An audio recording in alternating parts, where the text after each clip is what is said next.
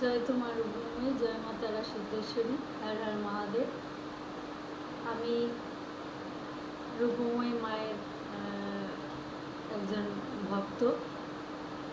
আমি মায়ের আশ্রম বনহুগলিতে 6 নম্বর নিমচাঁদ মৈত্র স্ট্রিট, কলকাতা 35। আমি রূপময়ী মায়ের এই শ্রীধাম থেকে বহু প্রকল্প এবং মায়ের দৈব ওষুধ নিয়ে আমি খুবই উপকৃত।